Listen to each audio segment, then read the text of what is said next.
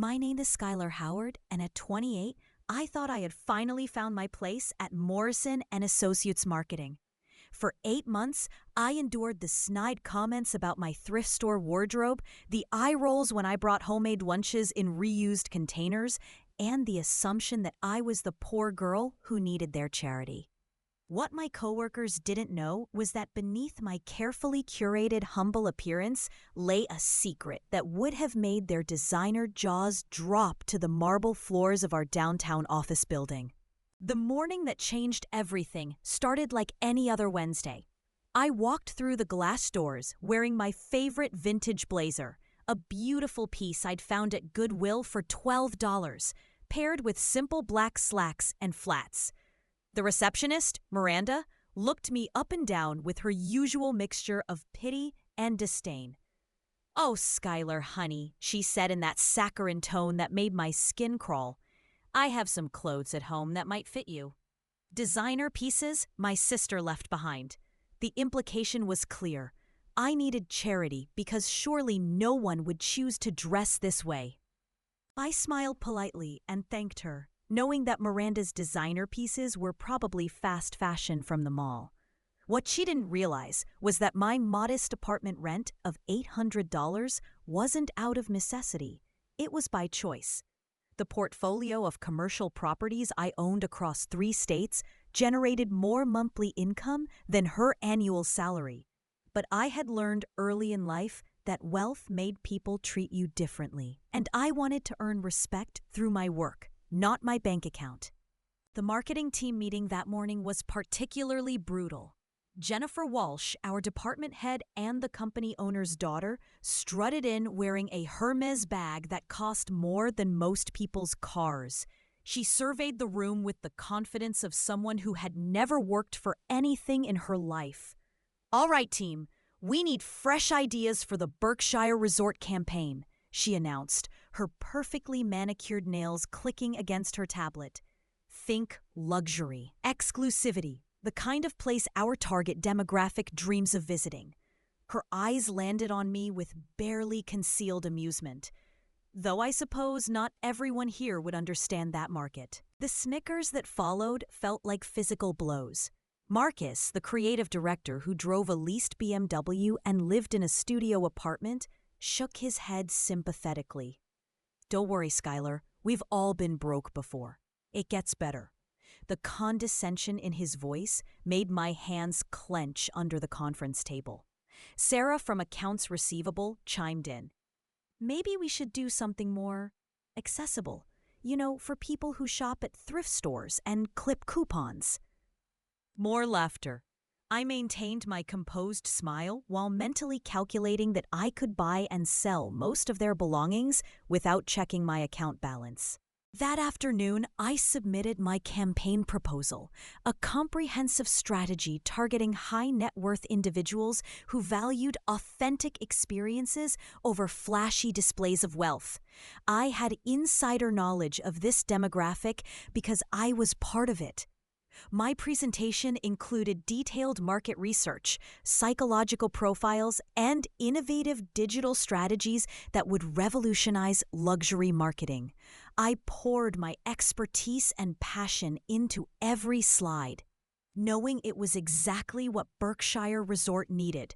The proposal represented months of careful analysis and creative thinking that went far beyond anything my colleagues typically produced.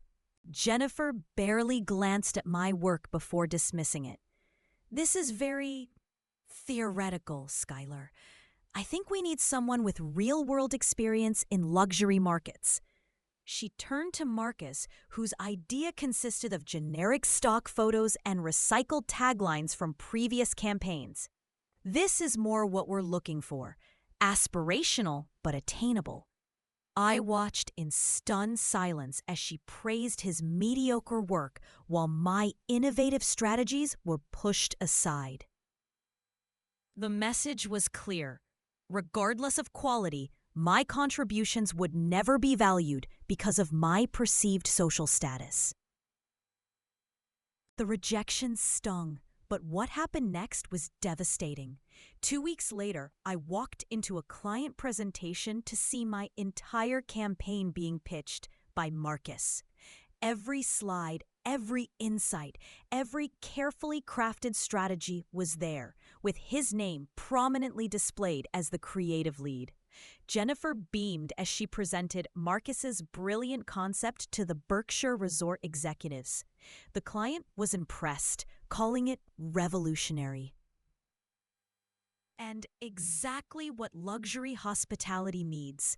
I sat in the back row, invisible and voiceless, watching my work earn standing ovations for someone else. After the meeting, I confronted Marcus privately. He had the audacity to look confused by my accusation. Come on, Skylar, you know that kind of high-end thinking isn't really your forte. I just polished up some of your notes and made them presentable. His dismissive tone made it clear he genuinely believed he had improved my work simply by attaching his name to it. When I threatened to take the issue to HR, he laughed. And tell them what? That the girl who shops at Goodwill understands luxury marketing better than someone who actually lives that lifestyle? The cruel accuracy of how others saw me hit harder than any insult. The workplace harassment escalated over the following months. My colleagues began treating me like their personal charity case, offering unsolicited financial advice and helpful tips for living on a budget. Miranda started a collection to help Skylar buy professional clothes, announcing it loudly in the break room while I stood there humiliated. Jennifer assigned me to the least prestigious projects, explaining that she was being realistic about skill sets and market understanding. The message was consistent. I was the poor girl who didn't belong in their world of luxury marketing and client entertainment. What made it worse was watching Marcus receive praise and promotions for work I had created. The Berkshire Resort campaign became his calling card, opening doors to bigger clients and better opportunities. Jennifer spoke glowingly about his innovative approach to luxury demographics at company meetings. He was invited to industry conferences and featured in marketing publications, all based on strategies I had developed through years of actual experience in that world. Meanwhile, I was relegated to administrative tasks and budget-friendly local business accounts that no one else wanted. The breaking point came during the company's annual holiday party at the exclusive Meridian Country Club. I arrived in a simple black dress from a vintage shop, having chosen not to spend money on something expensive for people who wouldn't appreciate the gesture anyway.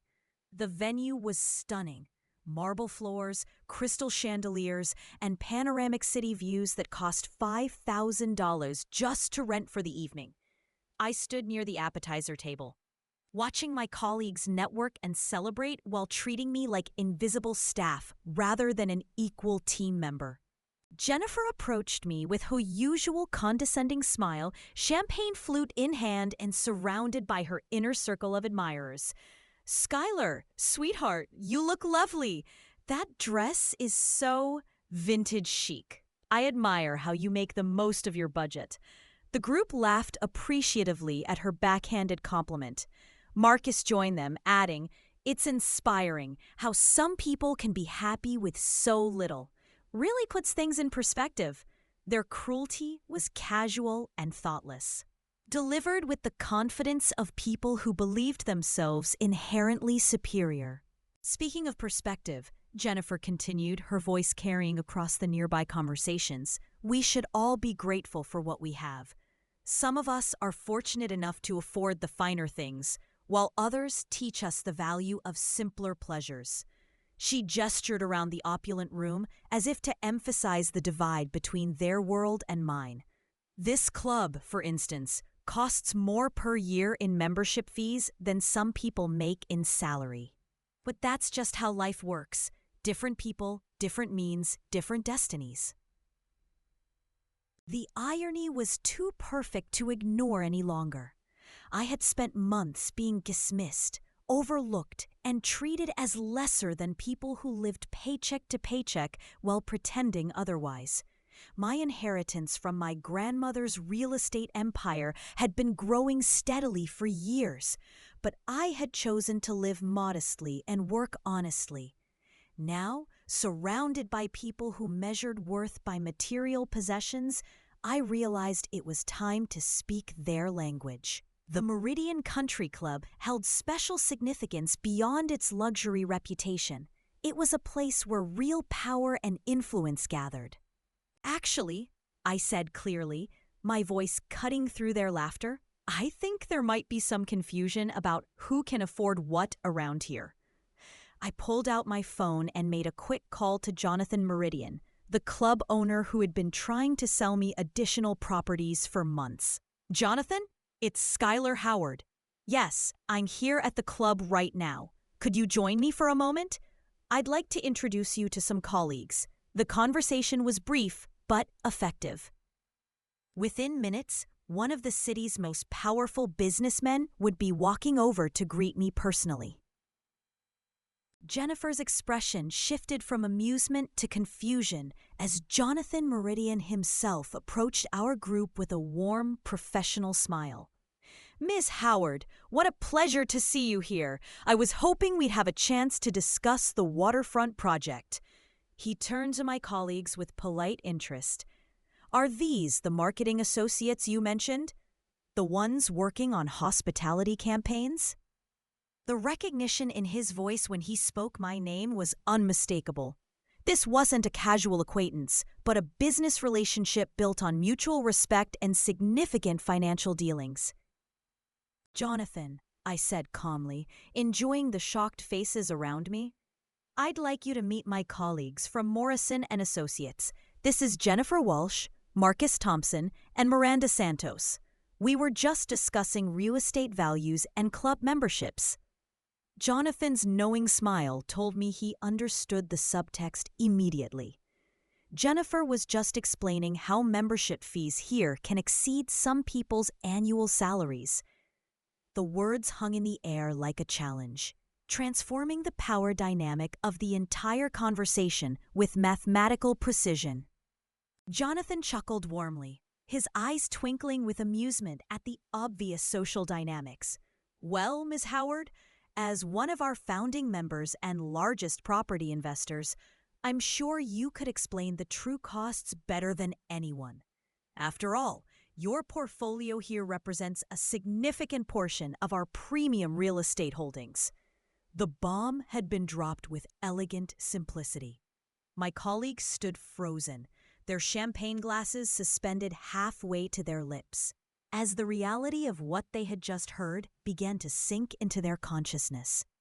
The silence stretched for an eternity before Jennifer found her voice. I'm sorry, founding member? Property investor? Her usual confidence had evaporated, replaced by the dawning horror of someone realizing they had catastrophically misjudged a situation. Marcus looked like he might faint, his face cycling through various shades of pale as he processed the implications. Miranda's mouth hung open in a way that would have been comical if the moment weren't so perfectly devastating for their carefully constructed social hierarchy. Jonathan continued, oblivious to their distress but clearly enjoying the revelation. Oh yes, Miss Howard's family has been instrumental in developing this entire district. The Howard Real Estate Trust owns significant portions of downtown, including several buildings where major marketing firms lease their office space. He paused thoughtfully. In fact, I believe Morrison & Associates is in one of her properties, aren't they, Skylar? The Pinnacle Tower on 5th Street? The pieces of the puzzle were falling into place with satisfying precision. I nodded casually, as if discussing the weather rather than revealing that I was their landlord. That's right, my grandmother established the trust in the 1960s, and I've been expanding it since inheriting control 5 years ago. Morrison & Associates has been an excellent tenant, always pays rent on time. The final piece of irony clicked into place as I watched Jennifer realize that her family's business success depended partly on lease agreements with the woman she had spent months treating as inferior. The confrontation that followed was swift and brutal. Marcus stammered apologies while Jennifer's face cycled through denial, anger, and panic as she calculated the professional implications of her behavior. Other colleagues who had gathered to witness the drama began backing away, suddenly remembering urgent conversations elsewhere. Miranda looked like she might cry as she realized her charity clothing drive had been directed at someone who could afford to buy the entire department store where she shopped for designer pieces on clearance sales. "The Berkshire Resort campaign," Jennifer whispered, her voice barely audible above the party's background noise. "The one Marcus developed." She couldn't finish the sentence, but the implication hung heavy between us. I smiled calmly, savoring the moment of recognition. "You mean the campaign I created and submitted 2 weeks before Marcus presented it as his own work?"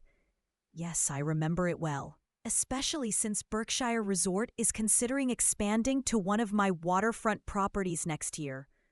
The revelation added another layer of professional consequences to their personal humiliation.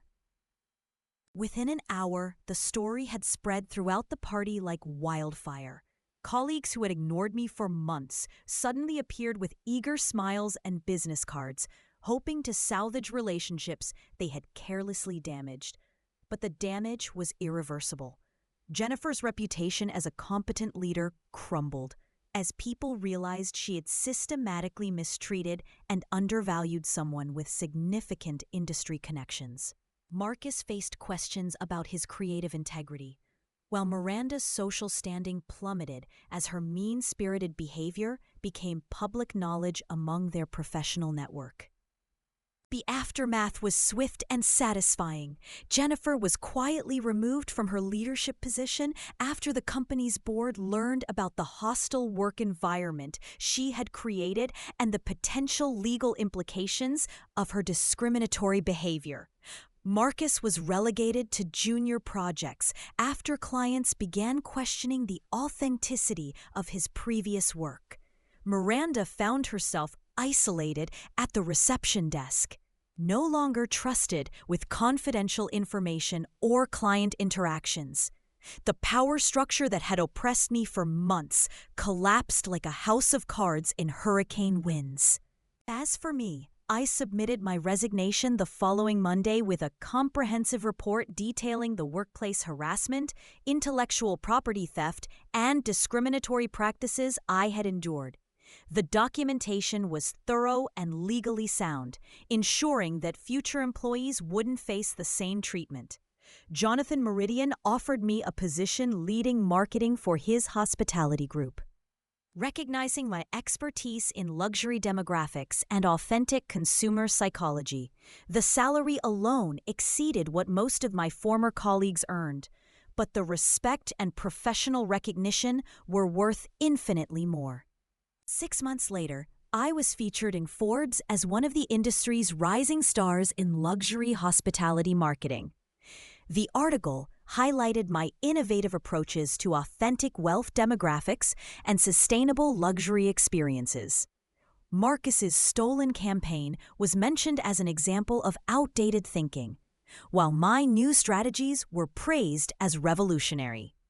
Jennifer's company lost the Berkshire Resort account when they discovered the true source of their breakthrough campaign, and the resort signed exclusively with my new firm instead. The final satisfaction came when Morrison & Associates submitted their lease renewal application for the Pinnacle Tower.